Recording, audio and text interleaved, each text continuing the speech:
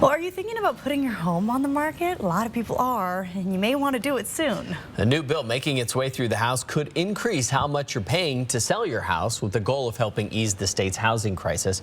4 News Now's Natalie Grant joins us live in studio to break down how much more you could pay. Natalie. Well, yeah, guys, House Bill 1628, or the Affordable Housing Act, has its positives and its downsides when it comes to how much you're paying for taxes.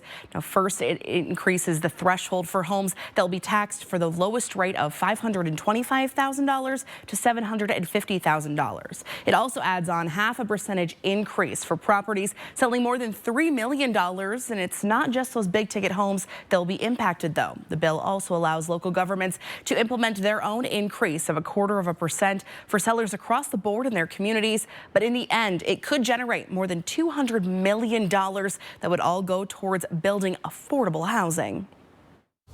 Buying a house is an investment, one that home buyers hope to cash in on when it comes time to sell. But a proposed hike in Washington's real estate excise tax could impact how much of that money is returning to your pockets. Based on that median price of $400,000, it'll add $1,000 to the cost to a seller to sell their home.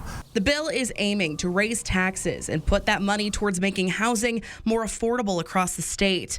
But local realtors like Tom Hormel say it could do the opposite by deterring sellers. I see it affecting our housing market. I see some sellers that won't sell because of it. If you can't make what you need to sell out of a home in order to buy the next home or to do what you wanted to do with that, you're just not going to sell.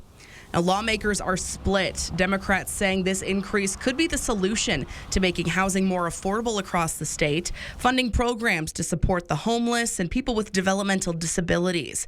Meanwhile, Republicans like Spokane's Representative Mike Voles says that all this bill would do is hurt the sellers.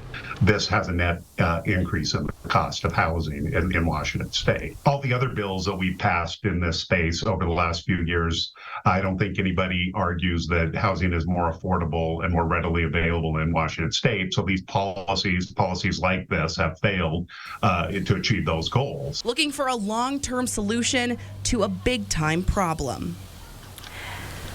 Now, we did reach out to our local Democratic leaders today for comment on this bill, but they weren't available for an interview. Now, if the Affordable Housing Act does pass before the end of the session, which is coming up on April 23rd, it would not go into effect until January 1st of 2024. Reporting in studio tonight, Natalie Grant, 4 News Now.